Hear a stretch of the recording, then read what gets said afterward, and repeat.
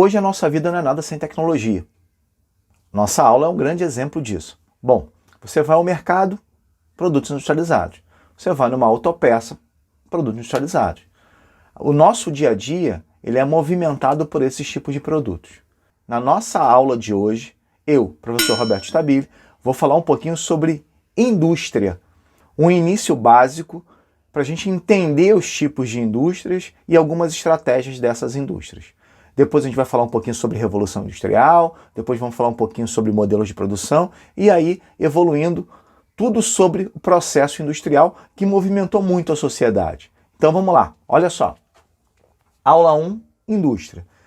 Primeira característica é, o que é a indústria? A gente está vendo, foi o que eu comecei a falar no nosso vídeo. A maioria dos nossos produtos são produtos que são industrializados, são transformados.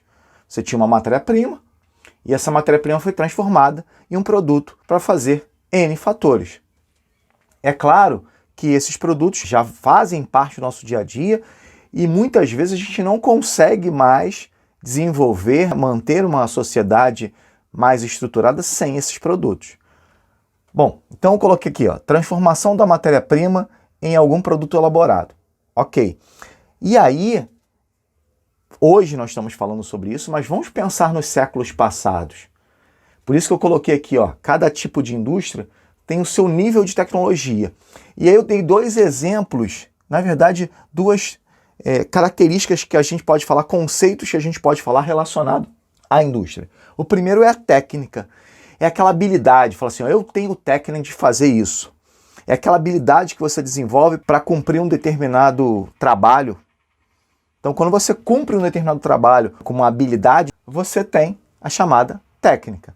A tecnologia é a técnica e o conhecimento científico, que vão desenvolver equipamentos, hoje o que a gente chama de tecnologia, que é muito mais fácil da gente conseguir entender. Por isso eu dividi as indústrias em dois níveis de tecnologia. O primeiro nível são as indústrias tradicionais. Quem são elas? Aquelas que usam menos automação. São indústrias extremamente tradicionais, com pouquíssima utilização dessa tecnologia. Ou seja, vou colocar aqui, ó, pouca automação. E as indústrias modernas são as indústrias com elevada automação. São aquelas que vão utilizar equipamentos de altíssima tecnologia. Robôs, por exemplo, as indústrias automotivas, as indústrias que produzem hoje eletroeletrônicos, etc., são esses tipos de indústrias. São indústrias modernas. E tem as indústrias tradicionais, como eu falei, que são indústrias que vão utilizar uma tecnologia bem simplória, vamos colocar dessa forma. Não com tanta automação que nós temos hoje. A gente começa a falar um pouquinho sobre tecnologia, falar um pouquinho sobre indústria e uso da tecnologia nesse cenário. Agora, a gente vai falar o seguinte, como é que é a destinação desses bens produzidos pelas indústrias? Como é que eu consigo diferenciar isso? Isso é importante pelo seguinte, você fala de uma indústria e às vezes eu coloco um conceito numa questão da prova e esse conceito, assim, indústria de base, quando eu falo sobre industrialização brasileira, que a gente fala um pouquinho sobre Getúlio Vargas, eu falo assim, olha, Getúlio Vargas criou duas indústrias de base, a CSN e a Vale do Rio Doce. São siderúrgicas. Por que indústrias de base? Nós chamamos, esse é o nosso primeiro modelo, né? A primeira característica de bens de produção. Essas indústrias de bens de base, como eu falei, são bens de produção, elas produzem, elas transformam a matéria-prima em matéria-prima para outras empresas. Na verdade, elas fazem o seguinte, elas pegam matéria-prima bruta, transformam ela para utilização de outras empresas. Só para dar um exemplo e consolidar isso, quando essas siderúrgicas vieram para o Brasil, ou seja, foram construídas no Brasil, CSN e a Vale do Rio Doce, elas deram embasamento para que anos depois as indústrias automobilísticas viessem para cá, porque elas forneciam matéria-prima. Se hoje, é claro que não é um fator de localização extremo hoje, vamos colocar dessa forma. Não é um fator de localização prioritário. Hoje, muitas indústrias automobilísticas estão aqui no Médio Vale do Paraíba, região de Barra Mansa, Volta Redonda, Resende, Porto Real, nessas áreas do Rio de Janeiro, porque ali você tem a CSN. É um fator de localização? Não deixa de ser. Porque a CSN é uma fornecedora de matéria-prima? Sim, é uma fornecedora de matéria-prima. É uma indústria de bens de produção, de bens de base. Isso é super importante. Todos os países precisam desses tipos de indústrias. Ok? Então vamos lá. Bens intermediários, fundamentais. A gente chama de bens de capital. Por quê? São indústrias que produzem máquinas, equipamentos para outras indústrias. Também são fundamentais para que essas indústrias funcionem. Eu tenho a primeira de base, aquela que produz a matéria-prima. Eu tenho indústrias que produzem equipamentos, ferramentas, máquinas, etc. Então, essas duas indústrias fazem com que essa industrialização ela se movimente. Isso é fundamental para produzir. Sem essas duas indústrias, a sua industrialização ela fica comprometida. E a terceira, que para mim é fundamental porque ela atinge diretamente o consumidor, vai diretamente para a gente, chamadas indústrias de bens de consumo.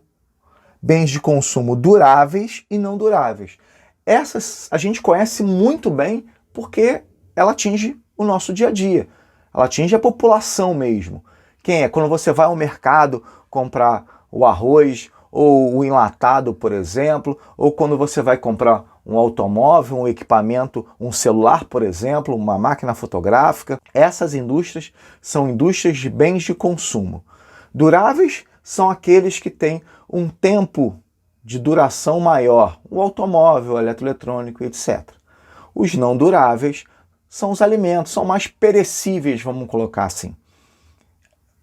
Cosméticos, bebidas, vestimentas e etc.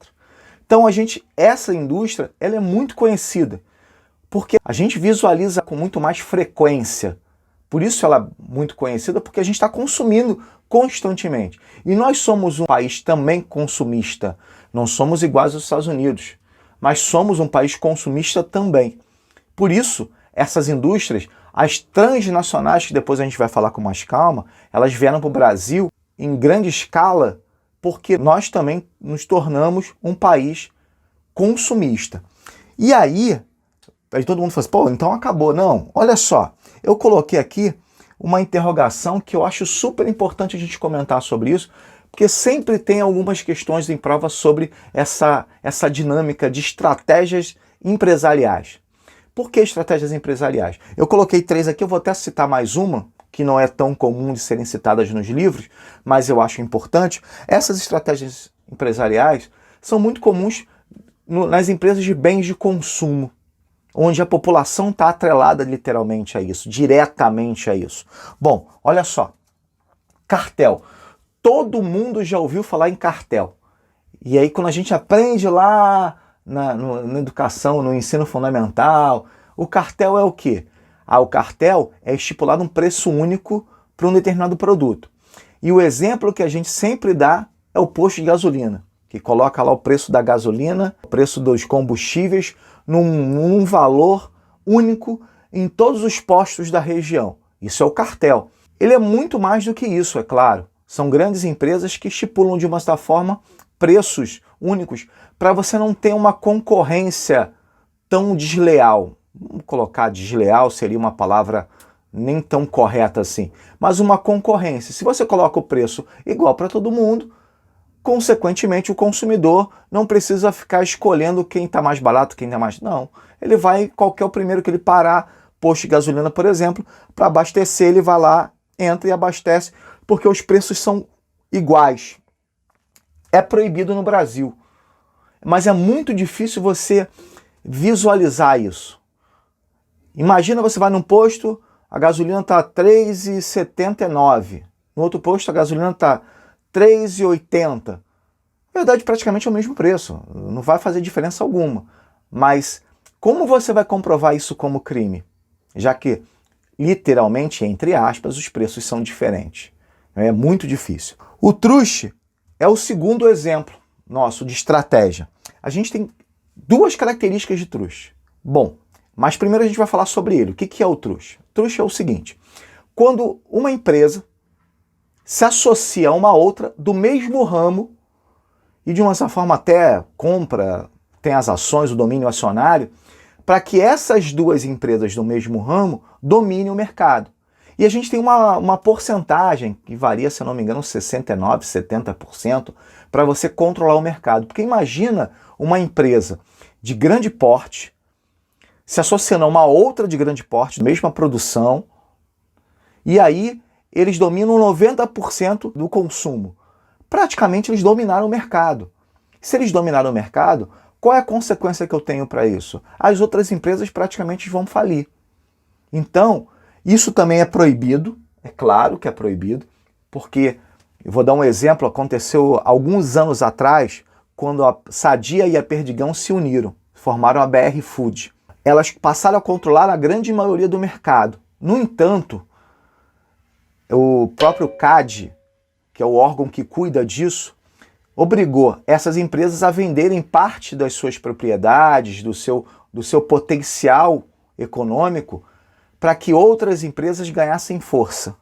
Porque imagina o seguinte, uma empresa X, com grande potencial, dominando 90% do mercado. Eles vão mandar no mercado, daqui a pouco só eles estão no mercado. Eles vão estipular o preço que eles quiserem. Quando eu comecei a falar sobre truste, eu falei que tem dois modelos, duas características. Tem o truste horizontal, é esse que eu citei agora, com o exemplo da BR Food, e o truste vertical. É quando você começa a comprar ações ou dominar áreas desde a sua matéria-prima. Você, por exemplo, produz um determinado produto que necessita de ferro. Você começa a comprar mineradoras, áreas, até a exploração do minério final. Consequentemente, você está controlando tudo, desde a produção da matéria-prima até o produto final. Isso também é um truste. Isso também é proibido.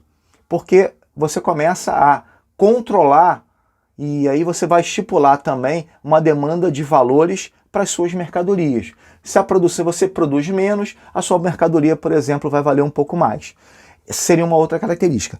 Tem uma que eu não coloquei aqui, porque a gente também, de uma certa forma, é proibida, né, que é o dumping, que é quando você coloca um preço muito baixo da sua mercadoria para que seus concorrentes vão à falência. Imagina, por exemplo, você colocar um preço muito abaixo do normal e manter aquele preço abaixo do normal, os seus concorrentes não vão ter condições de abaixar o preço e aí começa a falência, ou então você começa até a comprar esses seus concorrentes porque eles não têm como competir com você. Isso também não pode. Mas quando você abaixa o preço de uma forma absurda, é difícil também a gente medir isso, né? Como é que eu vou baixar um preço de uma mercadoria e ela se tornar absurda de uma forma que possa fazer com que os seus concorrentes sofram com isso, vão até a falência com isso. Mas, por último, o holding, que pode acontecer, é claro, e aí eu estou falando de uma grande empresa que controla vários ramos do mercado, onde o grande empresário ele se torna acionista de várias outras empresas e você começa a produzir N produtos de formas diferenciadas e por controlar a ação de várias outras empresas. Existem grandes grupos, fortes grupos como esse no Brasil, que são grupos estrangeiros, são de transnacionais, que produzem desde o produto de limpeza até comida, bebida e etc. Então, você controla vários ramos por controlar ações de várias empresas. E essas empresas começam a ganhar a sua marca, entre aspas. A P&G e a Unilever se caracterizam muito por isso. A gente encontra muito nos nossos mercados, que elas controlam vários ramos. Eu vou dar um exemplo, eu acho muito satisfatório, que é a Mitsubishi. A Mitsubishi não deixa de ser um hold.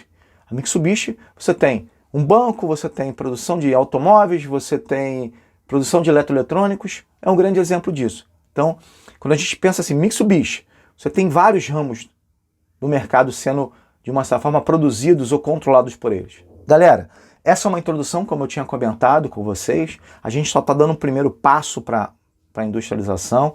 Nossa próxima aula, na aula 2, vamos falar sobre as revoluções industriais, e eu acho isso super importante, porque muitas questões caem sobre revolução industrial. Então, a gente começa com uma introdução e depois vamos passar adiante e vamos evoluindo nisso, ok? Como eu sempre falo, estou muito feliz de estar aqui com vocês, estou muito feliz de dar essa aula para vocês e se inscreva no canal, ative lá o sininho para acompanhar as próximas aulas e até a próxima aula de Revolução Industrial.